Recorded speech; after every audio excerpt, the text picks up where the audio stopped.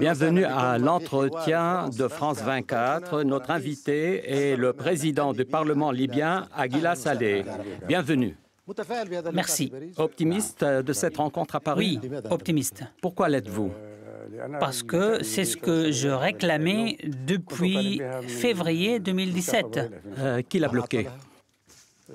Qui l'a bloqué? Les autres partis qui ne veulent pas le consensus. C'est qui? Le Conseil d'État et un certain nombre du Parlement qui ne veulent pas une sortie de crise, cherchent à garder le statu quo et d'autres pour des raisons, pour des intérêts Affaires privés. sentimentales, question d'ego, envie de pouvoir. Beaucoup ne comprennent pas la situation libyenne, qu'elle devienne aussi aiguë. La raison, c'est l'intervention extérieure. Et qui? De quel pays?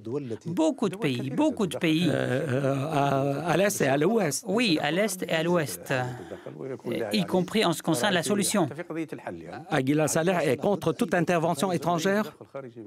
Oui, contre toute intervention en agence. Même les partis qui se disent soutenir l'Est libyen?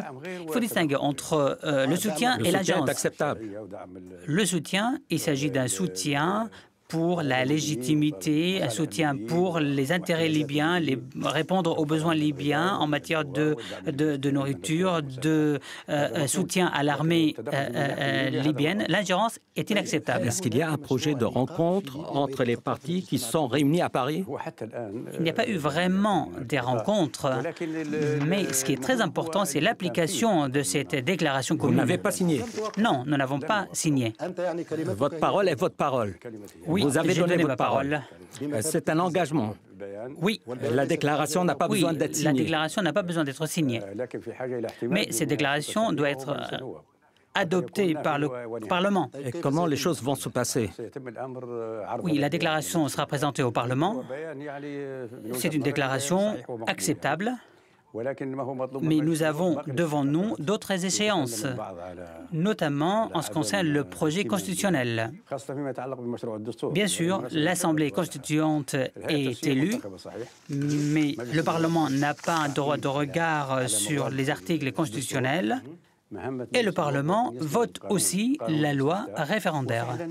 Le Conseil d'État n'a pas le droit de regard. Non, le Conseil d'État en fait, est un organisme consultatif. Il peut être consulté, mais son avis n'est pas contraignant. Mais il faut que le quorum soit atteint. J'y viens, j'y viens. Ce projet a été soumis au comité législatif.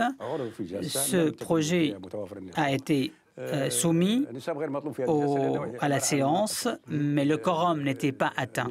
Mais lorsqu'il s'agit d'un débat, le quorum n'est pas obligatoire. Mais pour l'adoption de ce projet, nous avons besoin de la présence de 120 députés, 120 parlementaires. Mais c'est quelque chose qui est très difficile. Lors de 2 lectures faites au Parlement, nous n'avons pas pu l'adopter. Comme je l'ai dit, nous avons besoin de 120 parlementaires. Pourquoi difficile? C'est difficile pour les parlementaires d'être présents au Parlement. Mais vous allez quand même lancer l'invitation. C'est ce que j'ai fait. Mais maintenant, nous parlerons de 16 septembre. Oui, ce projet doit être soumis au Parlement. Vous allez dans le sens de modifier la Constitution ou adopter ce qui existe. Tout d'abord, nous avons le projet constitutionnel qui sera soumis au Parlement. Si ce projet obtient la majorité qualifiée, alors ce projet sera soumis au peuple pour référendum. Sinon, nous ne devons pas s'arrêter là. Nous avons une déclaration constitutionnelle. C'est ce que dit le président Macron, c'est aller vers une loi électorale qui permet d'organiser des élections. J'y viens, je vais tout vous expliquer. La déclaration constitutionnelle est un texte qui organise les institutions, la définition des pouvoirs, les relations entre les différents pouvoirs. C'est une déclaration constitutionnelle qui remonte à 1942. C'est une déclaration qui sera mise en vigueur jusqu'à l'adoption d'une constitution définitive. C'est une constitution qui doit définir les conditions de l'élection du président, ses compétences, le lieu d'investiture, etc. Donc, en cas de non-adoption du projet constitutionnel, à ce moment-là, nous allons nous appuyer sur cette déclaration constitutionnelle qui est toujours en vigueur et une loi électorale sera promulguée. Ce projet est déjà prêt, qui peut être activé. Y a-t-il des lignes rouges pour vous? Par exemple, le cessez-le-feu à Derna. Le cessez-le-feu avec qui? Il est requis. Tout d'abord, pour votre information, je suis originaire de Derna. Ma fille est mariée à Derna. Mes beaux-parents sont installés à Derna. Les 2/3 de Derna sont des cousins et cousines. J'habite à 35 km de Derna. Je ne peux pas accepter des violences faites à la population. L'armée lutte contre les terroristes. Conditions inacceptables. Oui, c'est inacceptable. Nous, l'armée lutte contre les terroristes, ceux qui ont lynché Charkaoui devant des enfants, qui ont joué avec sa tête. On a arrêté des personnes en provenance d'Afghanistan, de Tunisie, de l'Égypte. L'armée libyenne est une armée nationale. Il faut que l'armée donc soit sous l'autorité civile. Mais c'est qui le chef d'état-major? Vous? Oui, je suis civil et je suis le chef du Parlement. Si on arrive à une solution après les élections, c'est ce que l'a dit M. Sarraj. Le président de l'État doit être civil. Certainement, c'est un civil. Le maréchal Haftar est une ligne rouge pour vous? Oui, c'est une ligne rouge. Bien sûr, son rôle est très important. L'armée libyenne a sauvé la Libye, a sauvé même des pays voisins. Et il a un pouvoir, il est mandaté par le Parlement. L'armée libyenne est une armée légitime et disciplinée. La date du 10 décembre, est-ce raisonnable? Oui, raisonnable. Possible? Oui, possible. Avec de la bonne foi. En Libye, vous êtes prêt à organiser des élections? Nous sommes prêts avec le soutien de la communauté internationale pour sécuriser le pays, faire sortir les milices de la capitale, et la Commission est prête aussi. La communauté internationale est témoin de ce qui s'est passé à Paris. Oui, tout à fait. Toutes les parties vont s'associer à ça? Le sourire sur vos visages, on le verra en Libye? Moi, personnellement, j'y m'engage. Vous avez confiance dans les autres?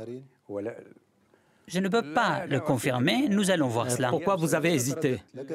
On verra ça à l'avenir, parce que souvent, les paroles ne sont pas suivies des actes. Nous avons entendu des paroles qui seront des actes. Nous allons suivre ce principe. C'est notre demande. C'est ce que j'ai demandé. J'ai demandé la tenue des élections depuis février 2017. En mai 2017, j'ai demandé à la Commission de se préparer pour la tenue des élections législatives et présidentielles. Êtes-vous prêt à rencontrer Khaled El-Meshri? Je suis prêt. Par ailleurs, quelqu'un sur votre écran a dit que j'ai, et je crois que c'est Abdelkader Houaili, il a dit que j'ai refusé de le rencontrer. Vous démentez? Oui, je le dément, car c'est inexact. Monsieur El-Meshri a exprimé son souhait de me rencontrer à Tobrouk. J'ai bien accueilli cette demande et je l'ai souligné. Mais il n'est pas venu, il n'a envoyé aucun courrier. Il n'est pas venu à Tobrouk. Avez-vous un mécanisme maintenant pour entrer dans l'application de ce qui a été convenu à Paris? De notre côté, nous sommes prêts. Mais tout dépend du Parlement. La médiation française se maintiendra jusqu'à septembre et décembre. Est-ce qu'elle se maintiendra pour vous réunir? Non, nous avons travaillé nous-mêmes. Toutes ces lois seront présentées au Parlement. Mieux vaut tard que jamais.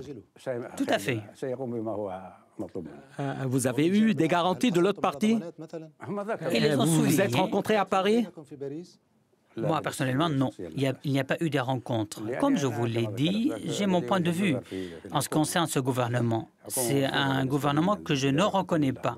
Ce gouvernement n'a pas été reconnu à 2 reprises devant le Parlement. Vous visez Sarraj. Bien sûr. Donc vous ne le reconnaissez pas. Le Parlement ne reconnaît pas ce gouvernement. Et cela a été fait à 2 reprises. Comment peut-on rapprocher les points de vue alors? Macron dit qu'il faut qu'on dépasse certaines choses. Non, nous sommes tous d'accord pour la tenue des élections. Des élections possibles en doutant de la légitimité de tel ou tel? Nous ne parlons pas de légitimité. Comme vous le savez, l'organisation qui est responsable des élections, c'est la commission électorale. C'est elle qui est chargée des élections. La commission électorale est à Tripoli. La commission dépend du Parlement. Nous souhaitons également, nous demandons un contrôle international de la communauté internationale, de la Ligue arabe et de la justice libyenne. Le gouvernement peut jouer un rôle de sécurité pour la bonne tenue des élections. On parle d'une seule circonscription en Libye. Pour le président, bien sûr, une seule circonscription. Donc la Libye restera unie. Oui, une seule circonscription, parce que nous aurons un seul président. Aguila Saleh s'intéresse aux élections De leur bonne tenue? en tant que candidat. Jusqu'à présent, non. Jusqu'à présent, c'est possible que vous changerez. On ne sait jamais, peut-être les circonstances l'exigeront. Mais sur le plan personnel, je n'ai pas l'envie d'être président. Aguila Saleh, merci. Merci à vous. Merci et au revoir.